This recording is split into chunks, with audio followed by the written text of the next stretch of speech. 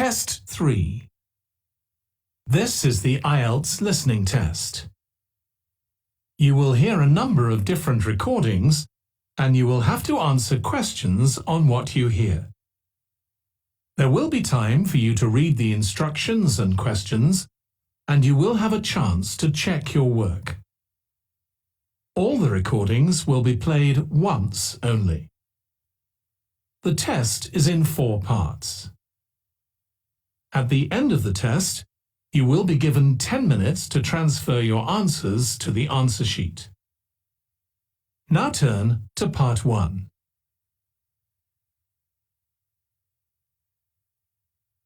Part 1. You will hear a woman who works at an employment agency talking to a man about jobs he could apply for.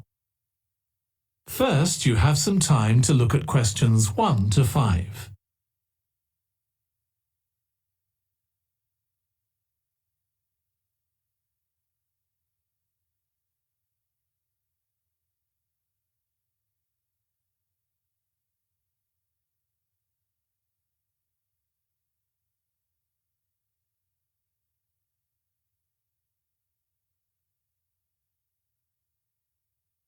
Now listen carefully and answer questions 1 to 5.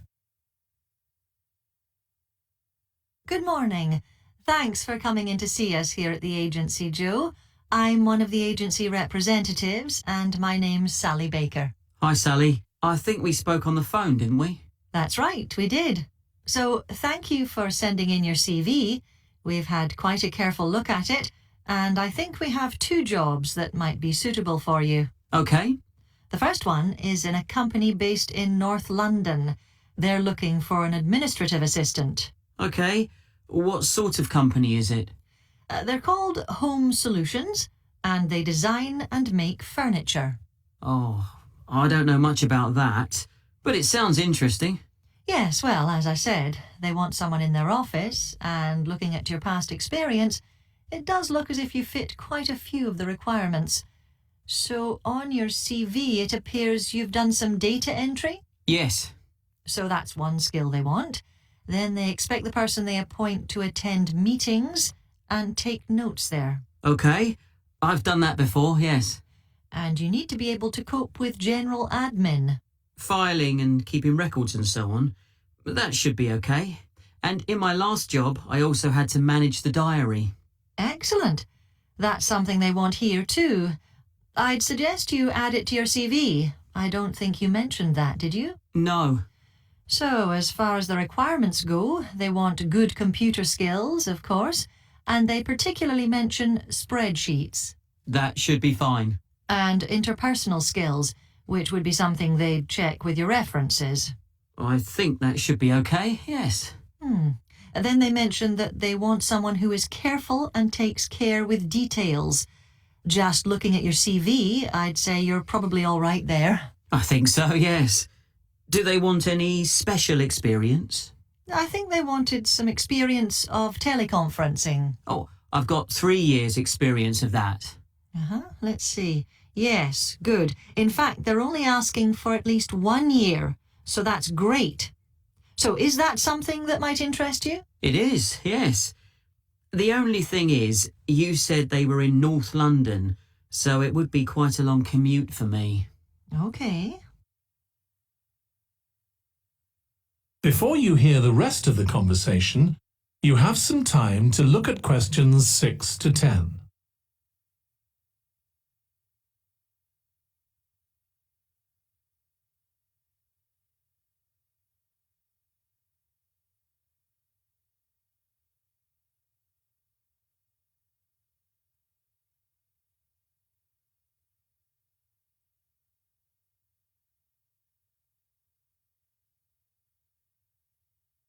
Now listen and answer questions 6 to 10. So the second position might suit you better as far as the location goes. That's for a warehouse assistant, and that's in South London. Yes, that would be a lot closer. And you've worked in a warehouse before, haven't you? Yes. So as far as the responsibilities for this position go, they want someone who could manage the stock, obviously, and also deliveries. That should be okay. You've got to keep track of stuff, but I've always been quite good with numbers. Good. That's their first requirement. And they want someone who's computer literate, which we know you are. Sure. Then they mention organisational skills. They want someone who's well organised. Yes, I think I am. And tidy? Yes, they go together really, don't they? Sure. Then the usual stuff. They want someone who can communicate well, both orally and in writing. Okay. And for the last warehouse job I had, one of the things I enjoyed most was being part of a team. I found that was really essential for the job. Excellent. Yes, they do mention that they want someone who's used to that, yes. Now, when you were working in a warehouse last time, what sorts of items were you dealing with? It was mostly bathroom and kitchen equipment, sinks and stoves and fridges. So you're okay moving heavy things? Sure, I'm quite strong and I've had the training. Good. Now, as far as experience goes, they mention they want someone with a licence and that you have experience of driving in London, so you can cope with the traffic and so on. Yes, no problem. And you've got experience of warehouse work. And the final thing they mention is customer service. I think, looking at your CV, you're okay there. Right. So, what about pay? Can you tell me a bit more about that, please? That is the end of part 1. You now have 1 minute to check your answers to part 1.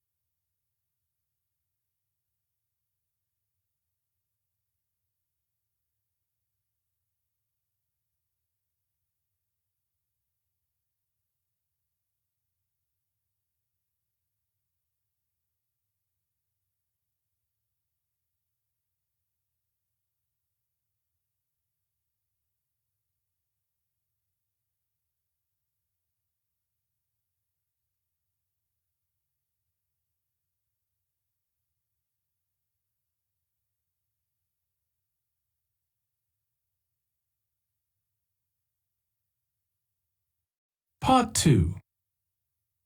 You will hear a woman called Alice Riches talking on the radio about a scheme which involves closing streets to traffic to allow children to play. First, you have some time to look at questions 11 to 16.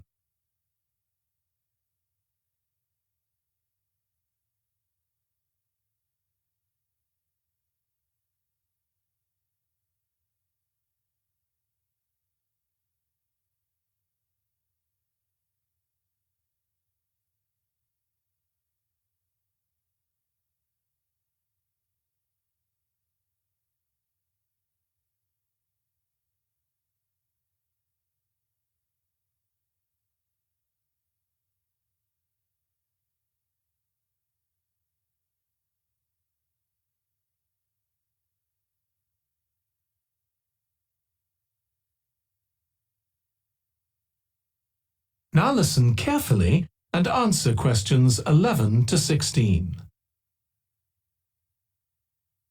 My guest on the show today is Alice Riches, who started the Street Play scheme where she lives in Beechwood Road. For those of you that don't already know, Street Play involves local residents closing off their street for a few hours so that children have a chance to play in the streets safely. She started it in her own street, Beechwood Road, and the idea caught on. And there are now street play schemes all over the city. So when did you actually start the scheme, Alice? Well, I first had the idea when my oldest child was still a toddler. So that's about 6 years ago now. But it took at least 2 years of campaigning before we were actually able to make it happen. So the scheme's been up and running for 3 years now.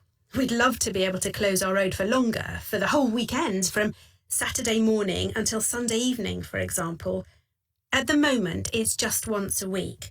But when we started, it was only once a month, but we're working on it. So what actually happens when Beechwood Road is closed? We have volunteer wardens, mostly parents, but some elderly residents too, who block off our road at either end.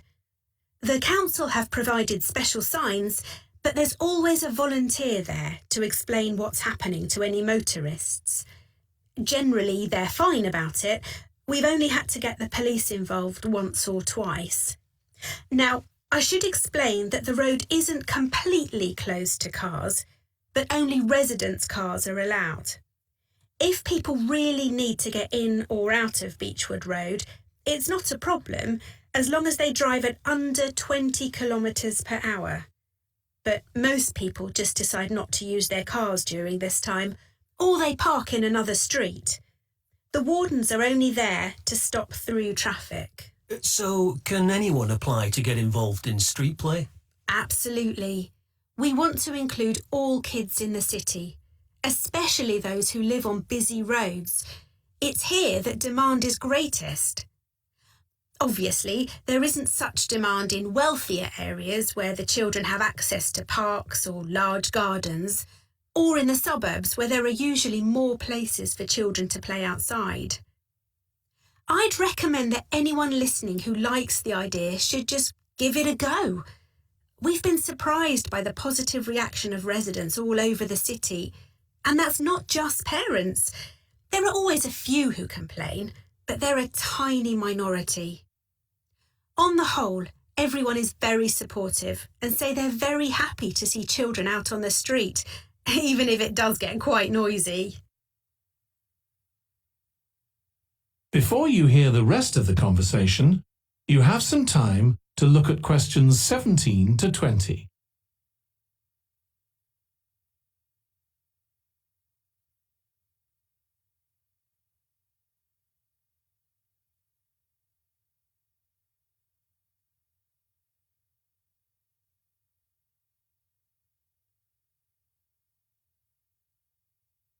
Now listen and answer questions 17 to 20. There have been so many benefits of street play for the kids. Parents really like the fact that the kids are getting fresh air instead of sitting staring at a computer screen, even if they're not doing anything particularly energetic. And of course, it's great that kids can play with their friends outside without being supervised by their parents. But for me, the biggest advantage is that kids develop confidence in themselves to be outside without their parents. The other really fantastic thing is that children get to know the adults in the street. It's like having a big extended family. It certainly does have a lot of benefits. I want to move on now and ask you about a related project in King Street. Right. Well, this was an experiment I was involved in, where local residents decided to try and reduce the traffic along King Street, which is the busiest main road in our area, by persuading people not to use their cars for one day. We thought about making people pay more for parking, but we decided that would be really unpopular. So instead, we just stopped people from parking on King Street, but left the other car parks open. It was surprising how much of a difference all this made. As we'd predicted, air quality was significantly better. But what I hadn't expected was how much quieter it would be, even with the buses still running. Of course, everyone said they felt safer, but we were actually amazed that sales in the shops went up considerably that day. We thought there'd be fewer people out shopping, not more. That's really interesting. So the fact that the street was... That is the end of part 2. You now have 30 seconds to check your answers to part 2.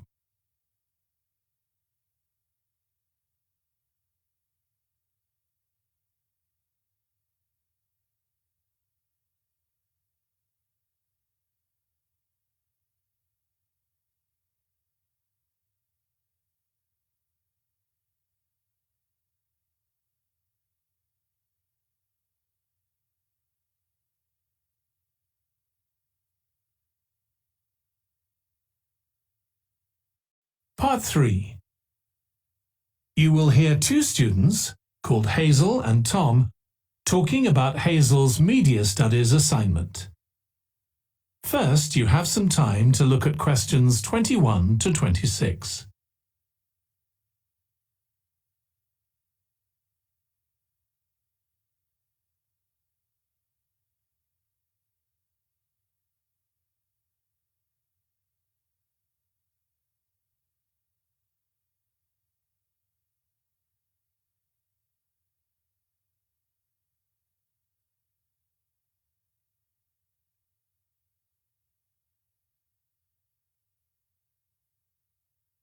Now listen carefully and answer questions 21 to 26.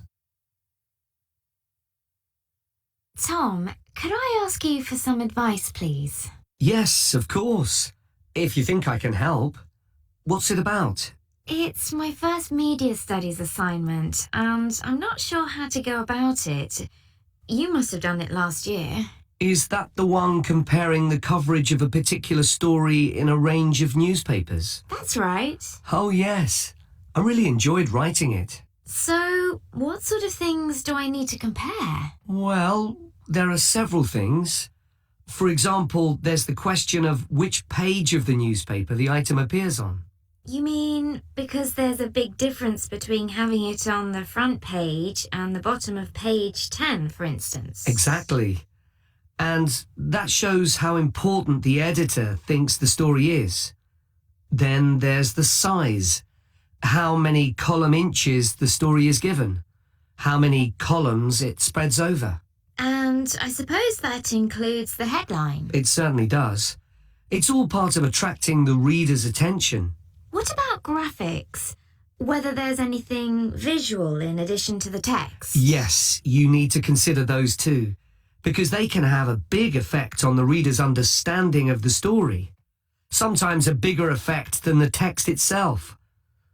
Then you'll need to look at how the item is put together. What structure is it given? Bear in mind that not many people read beyond the first paragraph. So what has the journalist put at the beginning? And if, say, there are conflicting opinions about something, does one appear near the end where people probably won't read it? And newspapers sometimes give wrong or misleading information, don't they? Either deliberately or by accident. Should I be looking at that too? Yes, if you can. Compare what's in different versions. And as far as possible, try and work out what's true and what isn't. And that relates to a very important point. What's the writer's purpose? Or at least the most important one, if they have several. It may seem to be to inform the public, but often it's that they want to create fear or controversy, or to make somebody look ridiculous. Gosh, I see what you mean. And I suppose the writer may make assumptions about the reader. That's right, about their knowledge of the subject, their attitudes, and their level of education, which means writing so that the readers understand without feeling patronized. All of that will make a difference to how the story is presented. Before you hear the rest of the discussion, you have some time to look at questions 27 to 30.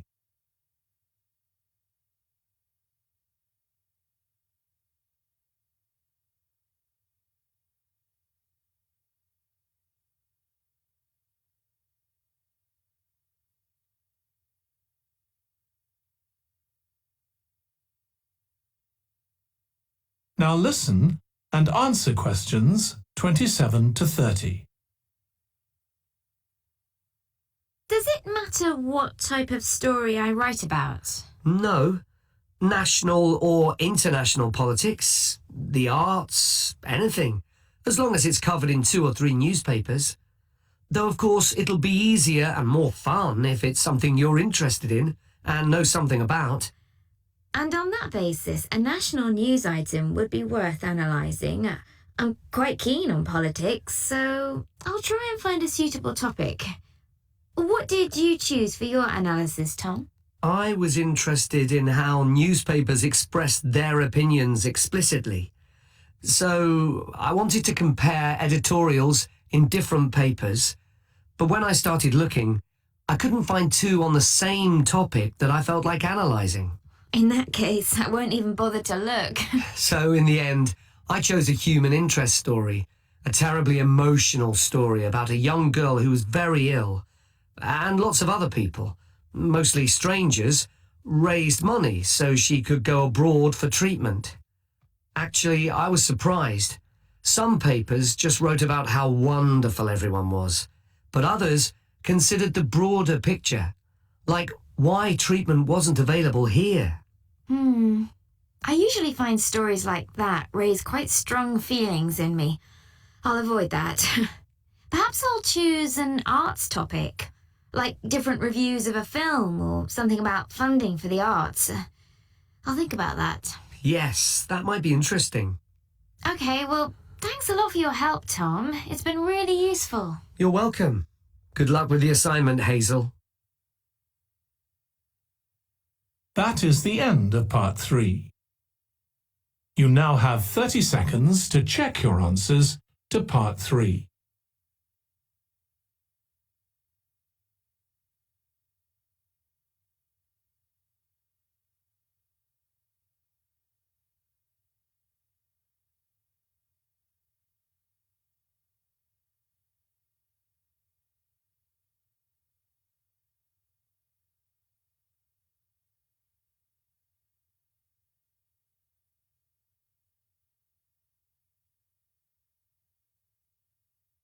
Part 4. You will hear part of a lecture on the early history of keeping clean. First, you have some time to look at questions 31 to 40.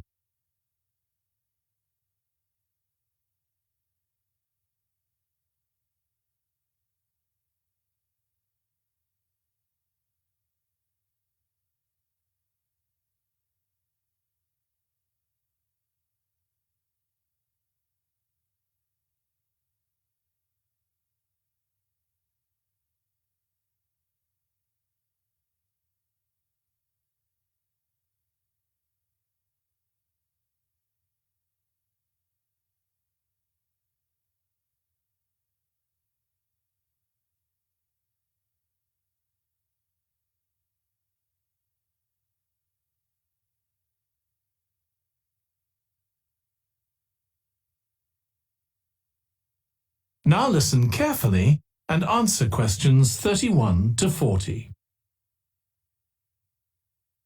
Nowadays, we use different products for personal cleanliness, laundry, dishwashing and household cleaning, but this is very much a 20th century development.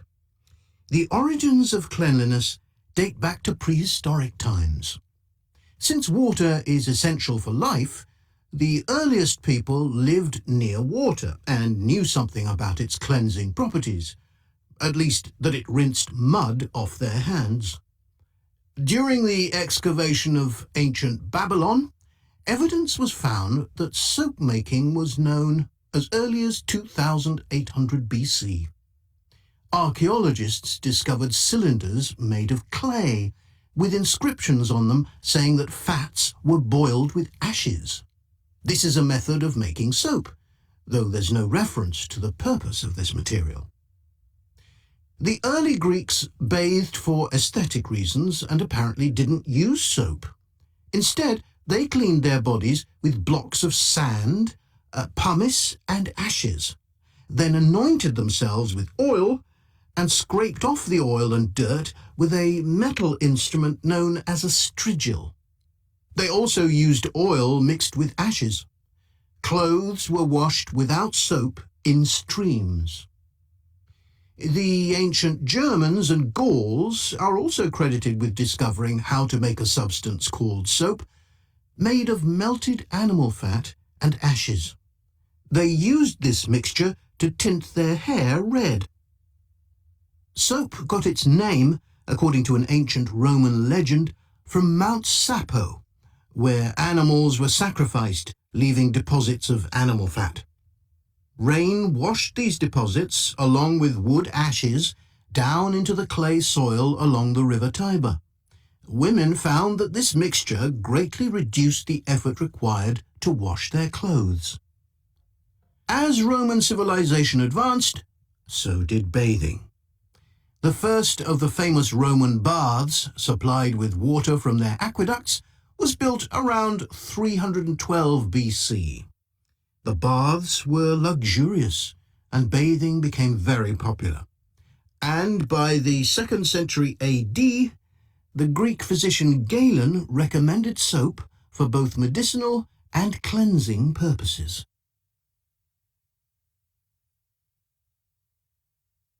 After the fall of Rome in 467 AD and the resulting decline in bathing habits, much of Europe felt the impact of filth on public health. This lack of personal cleanliness and related unsanitary living conditions were major factors in the outbreaks of disease in the Middle Ages, and especially the Black Death of the 14th century. Nevertheless, soap-making became an established craft in Europe, and associations of soap makers guarded their trade secrets closely.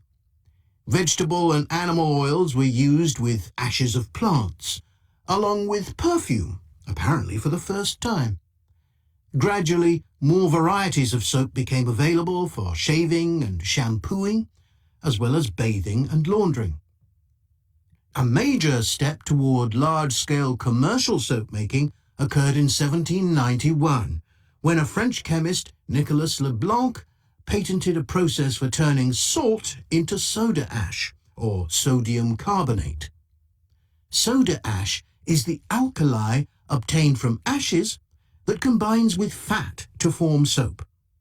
The Leblanc process yielded quantities of good quality, inexpensive soda ash.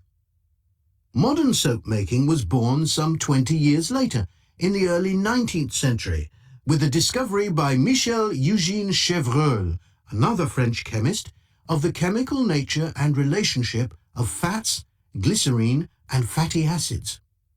His studies established the basis for both fat and soap chemistry, and soap making became a science. Further developments during the 19th century made it easier and cheaper to manufacture soap.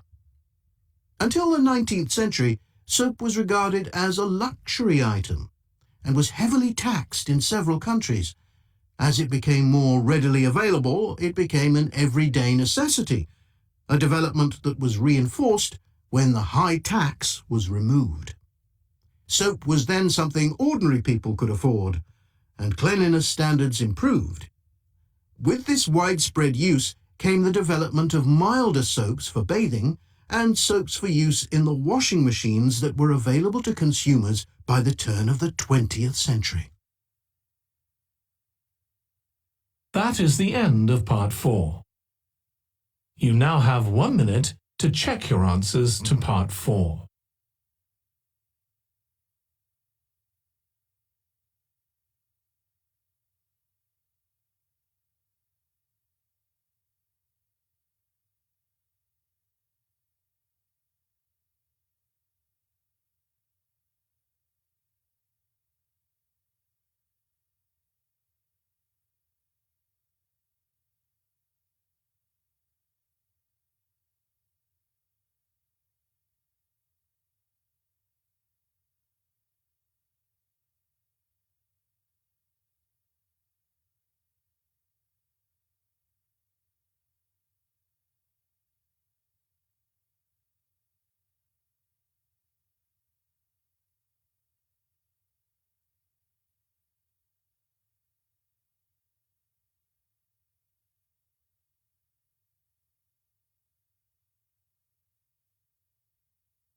That is the end of the listening test.